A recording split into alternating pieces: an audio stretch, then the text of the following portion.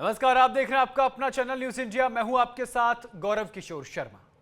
जातिगत जनगणना एक ऐसा मुद्दा जिसे विपक्ष ने जोरों शोरों से उठाया था और विपक्ष अब क्रेडिट की होड़ में भी दिख रहा है। विपक्ष के नेता राहुल गांधी ये कह रहे हैं कि केंद्र ने हमारे मॉडल को अपनाया है। जातिगत जनगणना को लेकर के वो एक बात मुखर होकर बोल रहे हैं और जातिगत जनगणना जिसको लेकर केंद्रीय गृह मंत्रालय की तरफ से अधिसूचना जारी हो गई है, उसको लेकर के अब क्रेडिट लेने की होड़ में पहुंच गए हैं। 21वीं सदी में भारत चांद पर पहुंच गया। विज्ञान में से एक बढ़कर कीर्तिमान रचे गए हैं। वैज्ञानिक दृष्टिकोण से दुनिया में आर्थिक महाशक्ति के तौर पर उभर रहा है भारत। लगातार आत्मनिर्भर बनता जा रहा है भारत। आजादी के बाद भारत ने बदलाव के कई दौर देखे। बहुत कुछ बदला भी, लेकिन कुछ नहीं बदला तो वो है जाति। हरिशंकर परसाई ने कहा है कि देश से जाति है कि जाति ही नहीं। विपक्ष की बरसों पुरानी मांग पूरी होने जा रही है। बिहार में लालू प्रसाद यादव के साथ मोदी सरकार में साझीदार नीतीश कुमार, उत्तर प्रदेश में बीएसपी हो या अखिलेश यादव की समाजवादी पार्टी लगातार जातिगत जनगणना की मांग कर रही थी। संसद में राहुल गांधी की ओर से लगातार जातिगत जनगणना की मांग की जा रही थी। अखिलेश यादव ने भी इसी मुद्दे को लेकर सवाल उठाए थे। उसके बाद अप्रैल में मोदी सरकार ने जातिगत जनगणना कराने का फैसला किया। आजादी के बाद पहली बार जाति आधारित जनगणना को मंजूरी दी गई। इसके लिए बाकायदा अधिसूचना जारी कर दी गई है। देश में 2 चरणों में जातिगत जनगणना कराई जाएगी। 1 अक्टूबर 2026 से पहले चरण की जनगणना होगी। शुरुआती चरण में जम्मू कश्मीर, लद्दाख, हिमाचल प्रदेश और उत्तराखंड में जनगणना होगी। उसके बाद 1 मार्च 2027 से बाकी राज्यों में दूसरे चरण की जनगणना का प्रावधान किया गया है। 16वीं जनगणना इस बार कई मायनों में खास होगी। इसमें डिजिटल तकनीक का इस्तेमाल होगा और लोगों को खुद से जानकारी भरने का विकल्प मिलेगा। जनगणना 2 चरणों में होगी, जिसमें हाउस लिस्टिंग और जनसंख्या गणना शामिल है। डेटा सुरक्षा के सख्त उपायों का प्रावधान किया गया है। माना जा रहा है कि बिहार चुनाव से पहले मोदी सरकार का यह मास्टर स्ट्रोक माना जा रहा है। आने वाले समय में देखना होगा कि इसका बिहार और यूपी जैसे राज्यों में क्या असर पड़ता है। बहरहाल अभी जो सवाल सबके जहन में गूंज रहा है, जनगणना की अधिसूचना जारी कैसी है सरकार की तैयारी, यानी अधिसूचना जारी कैसी है सरकार की तैयारी। जातिगत जनगणना का दाव किसको नफा, किसको होगा सियासी नुकसान, वो हम आपको ग्राफिक के जरिए बताएंगे।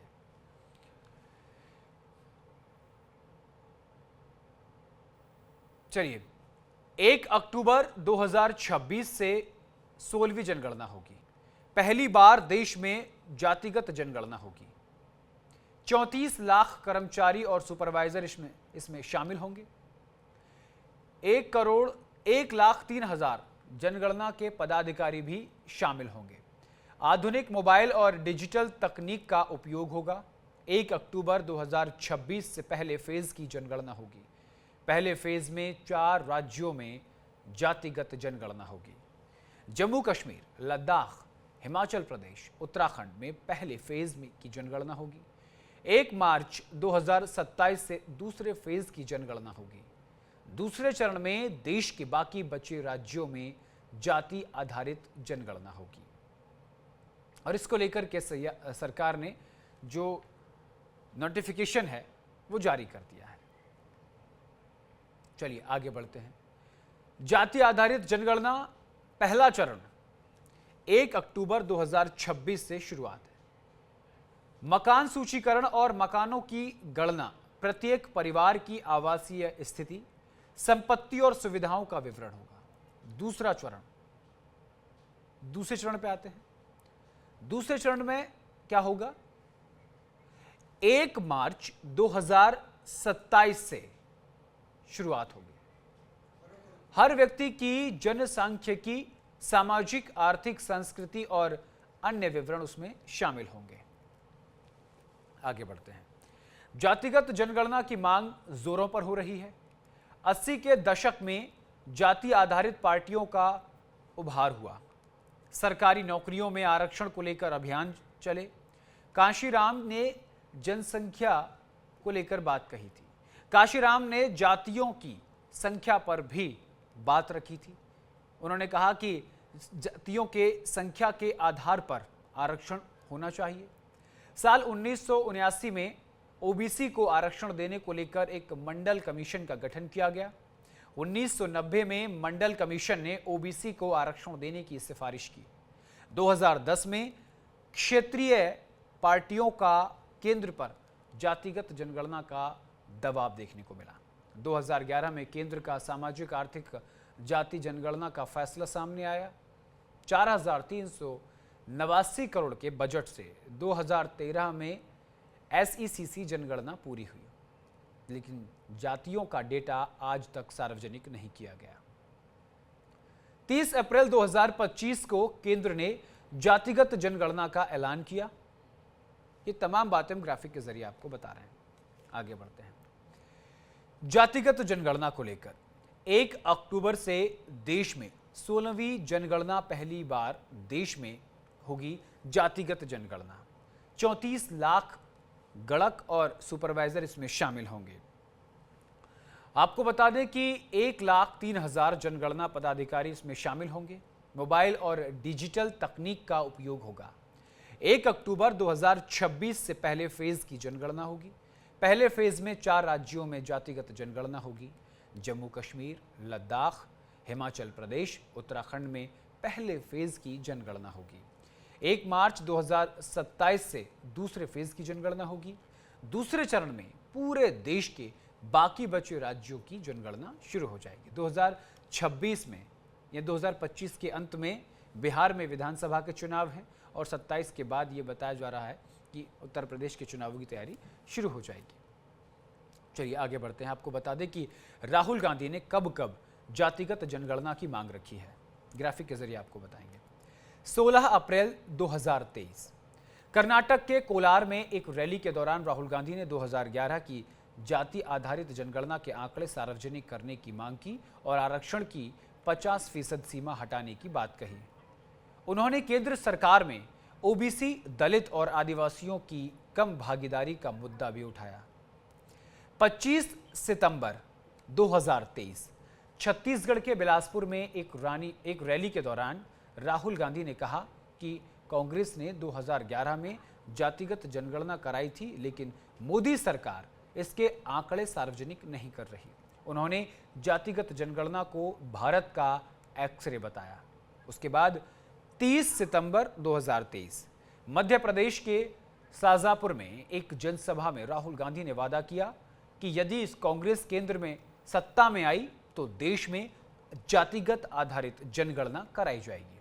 उसके बाद 9 अक्टूबर 2023 5 राज्यों में विधानसभा चुनावों की घोषणा के बाद राहुल गांधी ने प्रेस कॉन्फ्रेंस में कहा कि कांग्रेस राज्यों और केंद्र में जातिगत जनगणना करवाएगी। उन्होंने ये भी पूछा कि मीडिया में ओबीसी, दलित और आदिवासियों की कितनी भागीदारी है।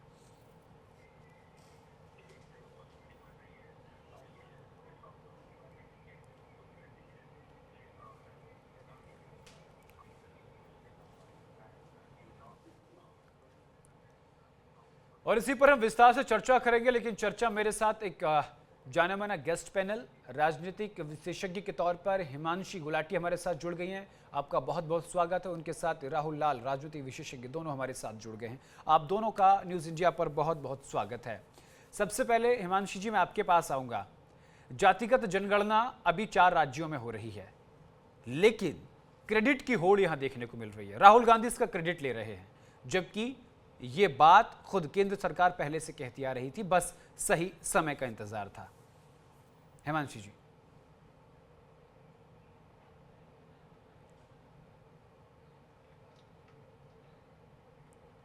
जी वापस हम रुक करेंगे। तो ये आपको बता दें कि जिस तरीके से लगातार जातिगत जनगणना की मांग जो है वो उठ रही है। राहुल लाल, आपको मेरी आवाज आ रही है? हाँ हाँ, मुझे आपकी आवाज आ रही है। राहुल जी, जिस तरीके से अब केंद्र सरकार की तरफ से गृह मंत्रालय ने जातिगत जनगणना को लेकर नोटिफिकेशन जारी कर दिया है, अब विपक्ष जो है इस होड़ में है, क्रेडिट लेने की होड़ में। विपक्ष कह रहा है कि ये तो हमारी अब बात जो है वो केंद्र ने मान ली है और एक मॉडल पेश जो है वो अब केंद्र करेगी कांग्रेस की नीति के तहत। सच्चाई क्या है? देखिए, सच्चाई की स्थिति अगर हम लोग देखें तो इस वर्ष 30 अप्रैल 2025 को प्रधानमंत्री की तरफ से सीधे सीधे मंत्री कैबिनेट की बैठक होती है और उस दिन निर्णय लिया जाता है जातिगत जनगणना को। और गौरव जी, सबों को पता है कि 22 अप्रैल को पहलगांव का आतंकवादी घटनाक्रम घटा था और उसी बीच में 30 अप्रैल को यह एक निर्णय आ जाता है कि कैबिनेट के सीधे सीधे निर्णय आते हैं। तो देखिए, आखिरी जातिगत जनगणना कब हुआ था?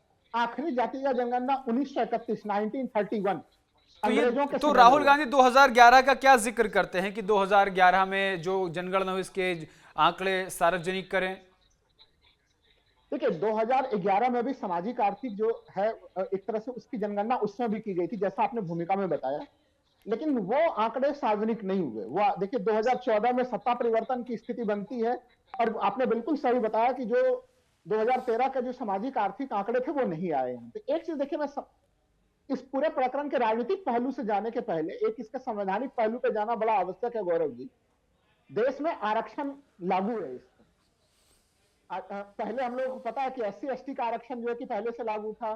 फिर 1990 में जो है कि वो मंडल आयोग की सिफारिशें और इंदिरा साहनी केस 1992, उसमें से सुप्रीम कोर्ट ने बड़ी स्पष्ट व्यवस्था दी और OBC आरक्षण का रास्ता खाली हुआ और 50% का आरक्षण का एक कैप भी जो है कि वो घोषित होता है। गौरव जी, वहां पे अब अगर राहुल गांधी की बात को आप ध्यान दें तो वो दो बातें जोड़ के कहता है लगातार। एक तो जातिगत जनगणना होनी चाहिए, वो लगातार कहते हुए आए हैं ये चीज को लेकर।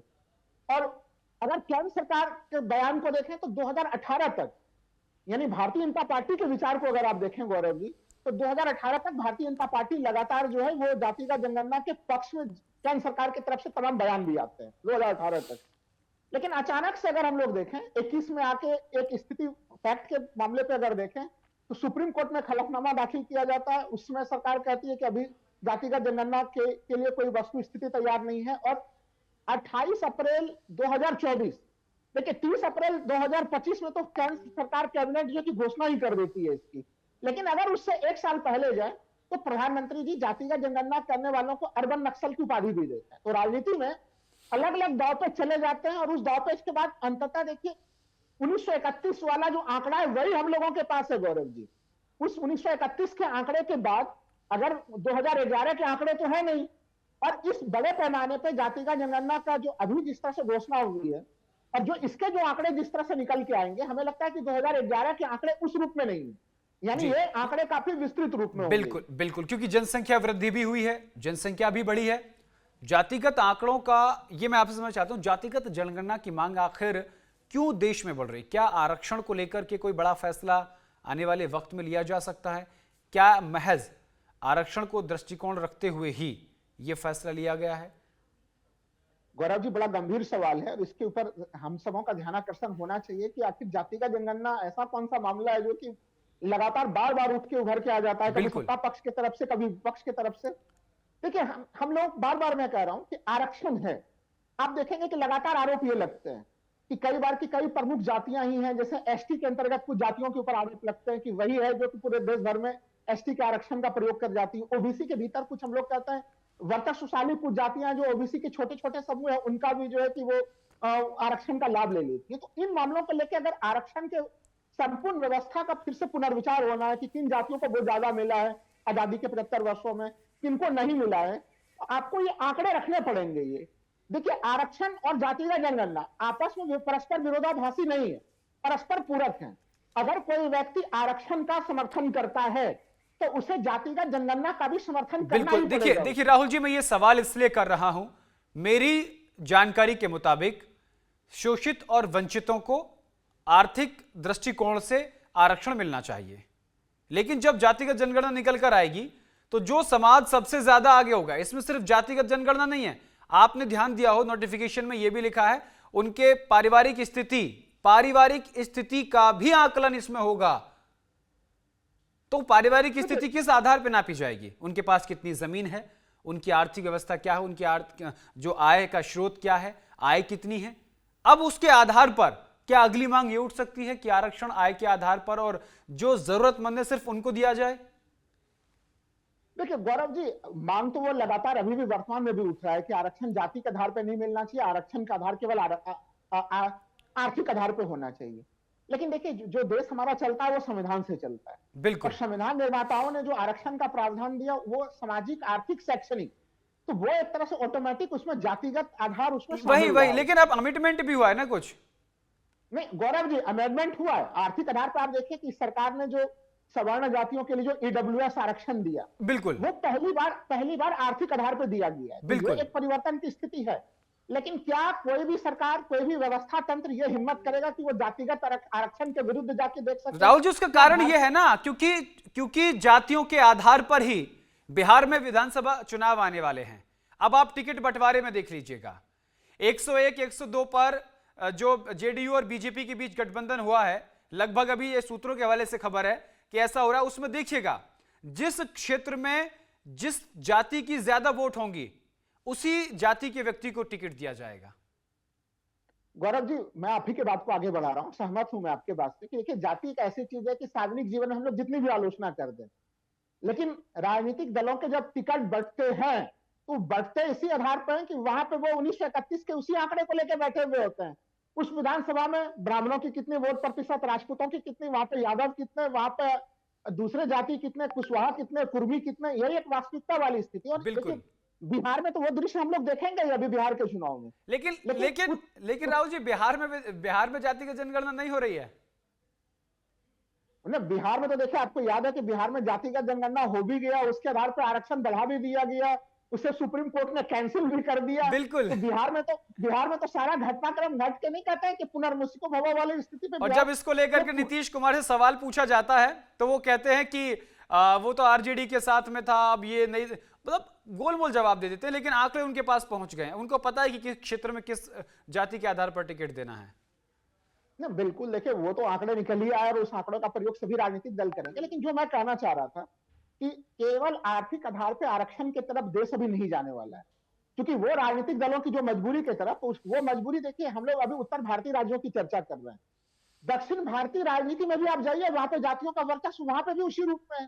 चाहे आप कर्नाटक के राजनीति में जाइए, तमिलनाडु के राजनीति में जाइए, केरल जो कि अपने इतना ज्यादा जो है कि वहां पे साक्षरता 99% साक्षरता है, 99% साक्षरता दर है। लेकिन देखिए, जब टिकट वितरण हो रहा है तो केरल में भी जातिगत जो है समूहों को ध्यान में रखा जा रहा है। यही तो कारण है राहुल गांधी जीत आते हैं वायनाड से, कांग्रेस वायनाड से जीत आती है।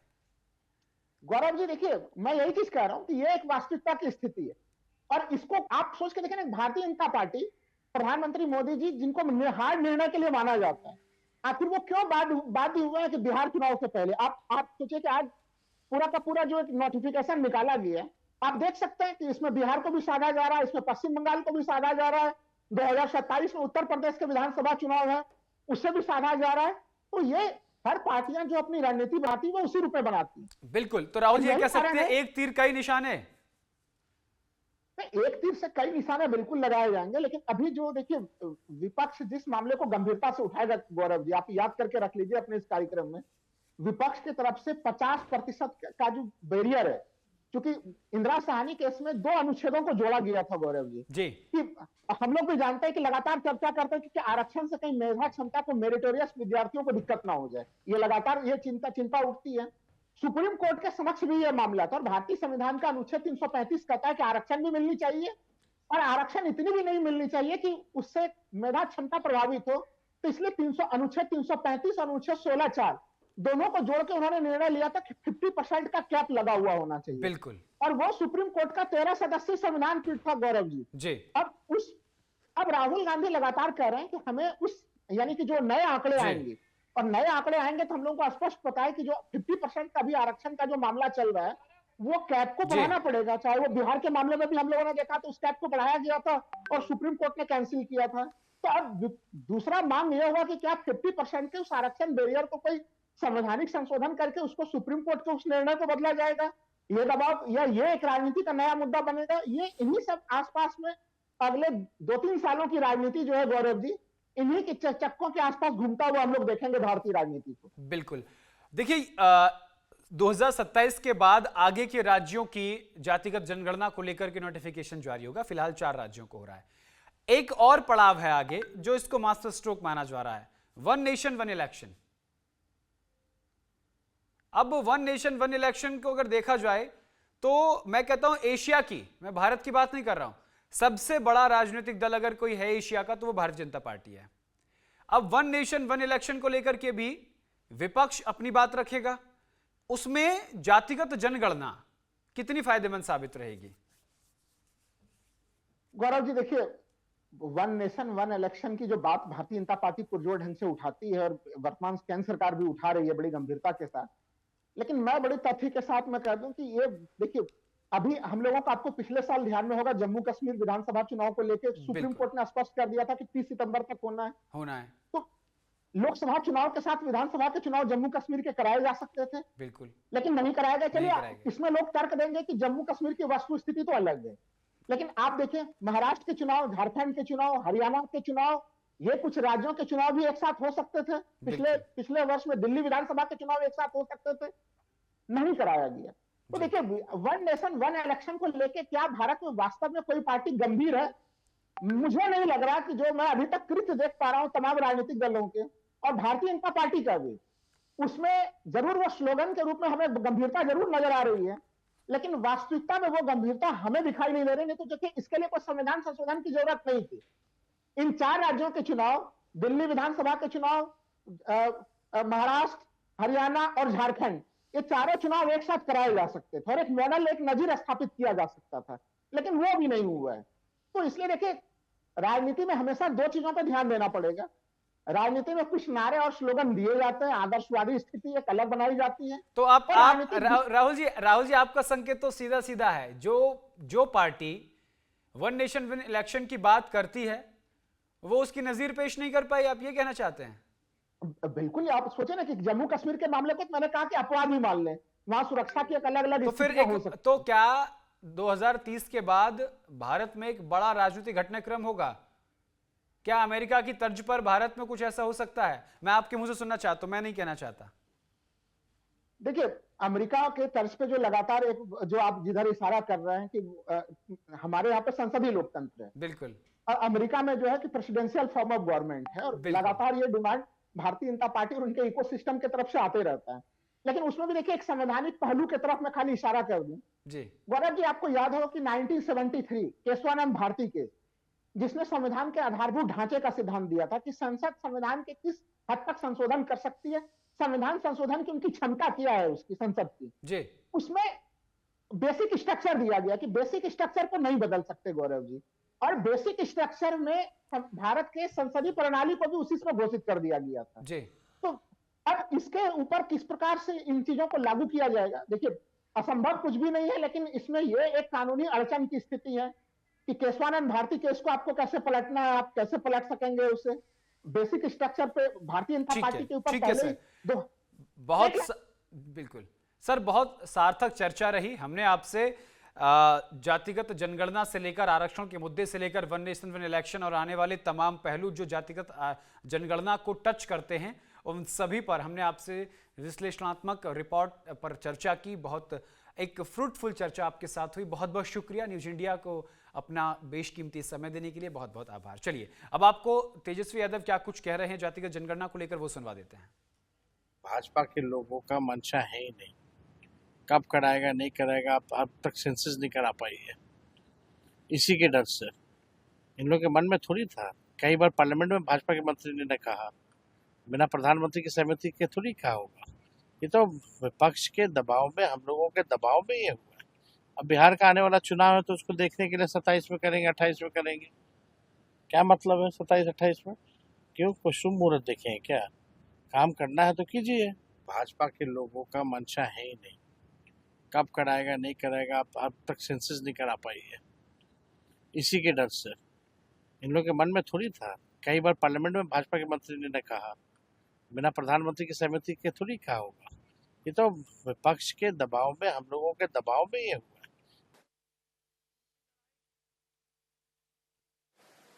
सामाजिक न्याय की। जीतू ने कहा, जाति जनगणना के बारे में बोला। पार्लियामेंट हाउस में, लोकसभा में मैंने देश से वायदा किया था कि कुछ भी हो जाए, जाति जनगणना लोकसभा और राज्यसभा में पास होगा। तो राजनीतिक प्रतिक्रियाएं भी अब सामने आने लगी हैं। फिलहाल के लिए मेरे साथ इस कार्यक्रम में इतना ही। देश दुनिया की तमाम बड़ी और अहम खबरों के लिए देखते रहिए न्यूज़ इंडिया। नमस्कार।